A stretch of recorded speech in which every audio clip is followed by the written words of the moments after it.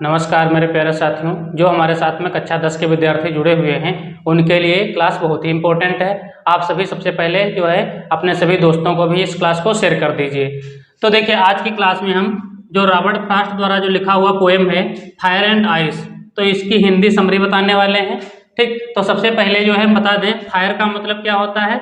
तो फायर का मतलब होता है आग, एंड का मतलब और, आइस का मतलब क्या होता है बर्फ। तो इसका हिंदी मतलब हो गया आग और बर्फ। तो ये जो कविता है ये किसके द्वारा लिखी गई है, तो इसको लिखने वाले हैं रॉबर्ट फ्रॉस्ट। ये एक अमेरिकन पोएट हैं। ठीक, इनकी पहली पोएम अभी आप लोगों ने पढ़ा था इससे पहले वाले वीडियो में, वो तक क्या था, डस्ट ऑफ स्नो। ठीक है, इनका दूसरा पोएम ये है अ फायर एंड आइस। तो देखिए लाइन टू लाइन हम इसकी जो है आप लोगों को हिंदी समरी बताएंगे। देखिए लिखा हुआ है, सम से the word will and in fire. ठीक है, सम माने कुछ, से मतलब कहते हैं, द वर्ड यानी कि जो संसार के लोग हैं, संसार के लोगों का कहना है कि उनका जो एंड होगा, एंड का मतलब है यानी कि समाप्त होगा, जीवन समाप्त होगा।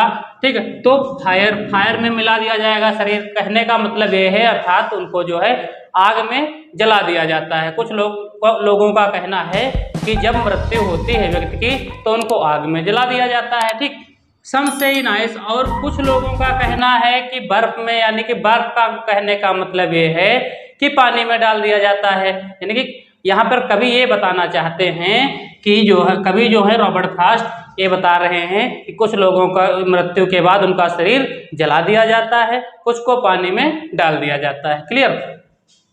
From what I have tested of desire I hold with those who favour fire. देखिए, डिजायर का मतलब होता है इच्छा। क्या होता है? इच्छा, या फिर तृष्णा कह सकते हैं इसको। क्या कह सकते हैं? तृष्णा।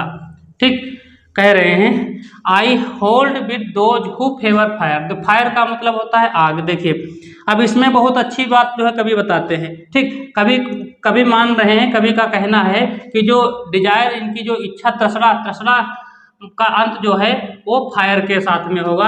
यानी कि जो अंत है, जैसे कि कहने का मतलब जो इच्छाएं होती अनंत होती हैं। ठीक है, उनका कोई अंत नहीं होता है। ठीक है, तो वो अंत जो है उनका आग ही अंत कर सकती है। अर्थात मनुष्य के जो है जिंदगी में बहुत सारी जो है इच्छाएं आती रहती हैं लाइफ में। जब उसकी डेथ हो जाती है सारी इच्छाएं जो है अंतिम रूप से आग में समर्पित हो जाती है। कहने का मतलब ये यहाँ पे है। ठीक, जो दूसरी लाइनें हैं देखिए, इसमें देखिए क्या है।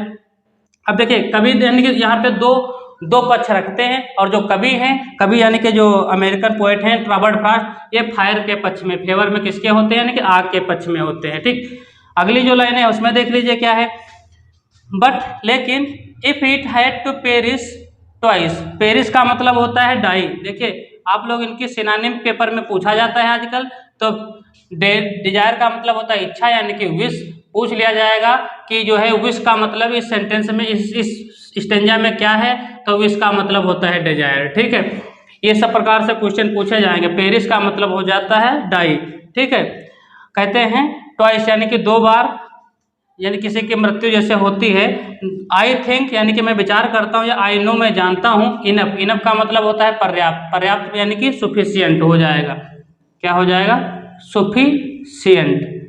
तो ये क्वेश्चन पूछ लिया जाता है इस प्रकार से कि सुफिशियंट का मतलब इस स्टेंजा में कौन सा वर्ड दे रहा है, यानी कि इनफ।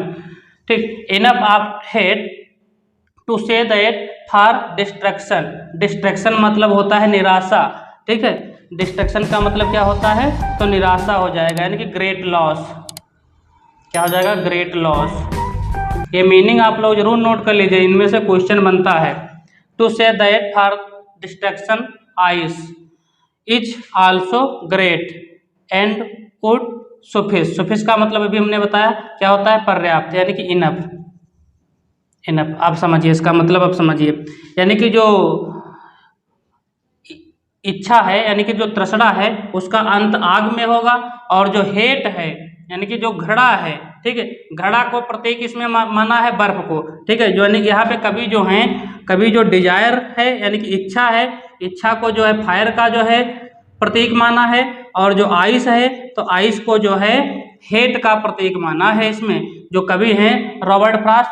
तो इस प्रकार से इसमें बता रहे हैं कि यह संसार के लिए जो है उतनी ही हानिकारक हेट भी है, घृणा भी है।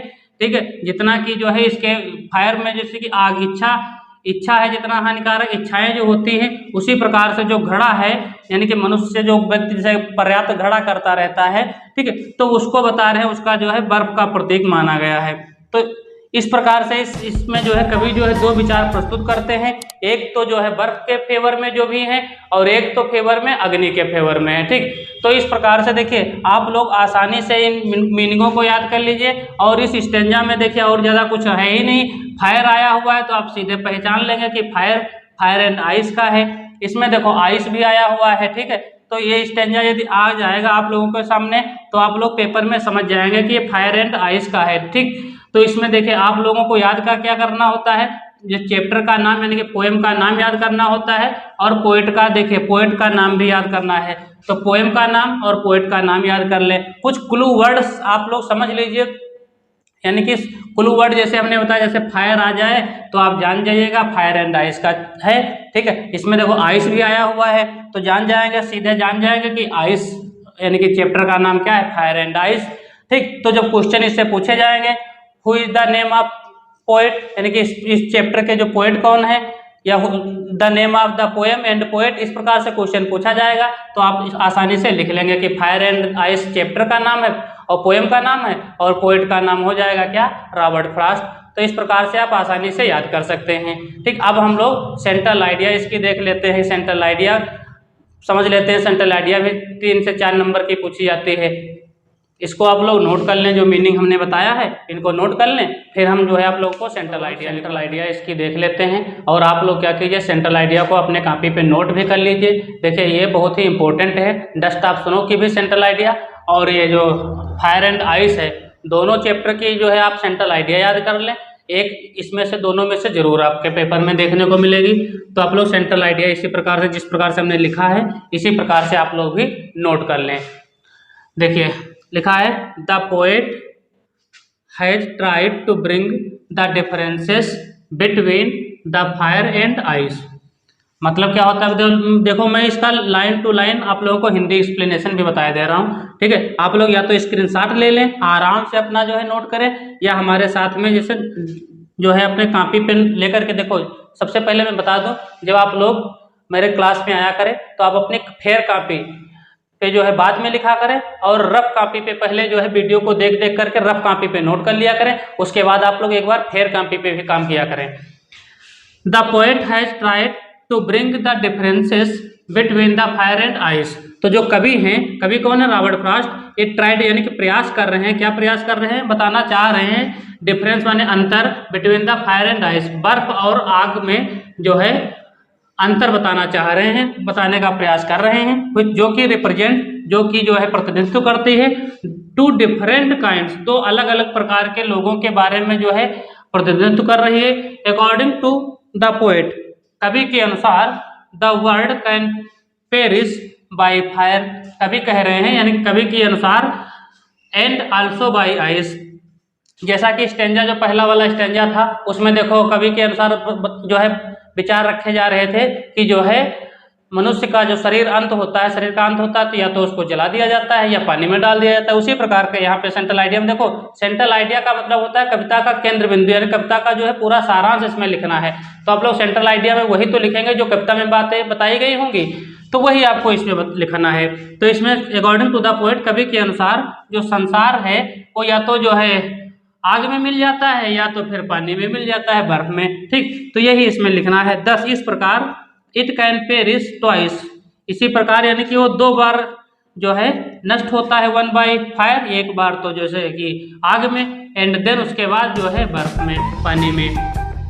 तो द पोएट फील्स, कभी जो है फील करते हैं, महसूस करते हैं, दैट माने कि द आइस ऑफ हेट्रेड, यानी कि इसमें बताते हैं जो आइस बर्फ है वो घड़ा का प्रतीक है, is as powerful, powerful as the fire of desire to bring complete end of this world. हाँ देखो इसमें ये बता रहे हैं कि जितना कि जो है आग शक्तिशाली है संसार को जलाने में, यानी कि संसार को नष्ट करने में, और उतना ही एज द फायर, यानी कि जितना कि आग है पावरफुल है, ताकतवर है, उतना ही बर्फ भी ताकतवर है, यानी ठीक है, यानी कि घड़ा, जो घड़ा का प्रतीक है जो कि बर्फ है।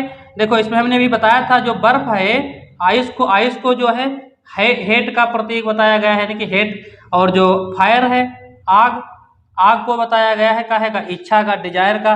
तो इन दोनों में डिफरेंस बताते हैं कवि, और दोनों को ये बताना चाह रहे हैं कि दोनों जो है मतलब संसार को नष्ट करने में बराबर शक्तिशाली हैं, यानी कि पावरफुल हैं।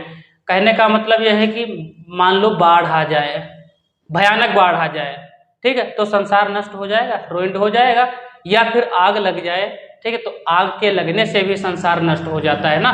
तो ये जो कवि हैं, तो कवि आग और पानी को जो है उतना ही महत्व, मतलब उसकी शक्ति के बारे में बताते हैं। आग के बारे में, आग भी उतनी ही पावरफुल है संसार को नष्ट करने में, और पानी भी उतना ही शक्तिशाली है संसार को नष्ट करने में। तो दोनों के बारे में जो है अंतर बताते हैं। और जो कवि हैं, तो कवि जो है आग के फेवर में अपना जो है पक्ष रखते हैं। तो इस प्रकार से ये चैप्टर जो है एंड होता है। हमने पहले जो है कविता की पूरी हिंदी समरी बताया, ठीक है, उसके बाद लाइन टू लाइन जो है कविता को बताया हिंदी में, फिर उसके बाद में हमने उसकी सेंट्रल आइडिया लिखवा दी। आप लोग सेंट्रल आइडिया का स्क्रीनशॉट भी लेना चाहें ले सकते हैं, बाद में भी नोट कर सकते हैं। और आप लोग इसका जो है लाइन टू लाइन जिस प्रकार से हमने बताया है हिंदी मीनिंग, आप लोग इसको एक बार लिख लेंगे, फिर एक बार फिर पढ़ लेंगे, ना समझ में आए तो दोबारा वीडियो देख लें। और आप लोग एक काम कीजिए, देखिए फेयर कॉपी जो है अच्छे से बना लीजिए। हम पूरा कोर्स आप लोगों को यूट्यूब के माध्यम से फ्री ऑफ कास्ट करवा देंगे, आपको कहीं कोचिंग ऑफलाइन पढ़ने की जरूरत नहीं है।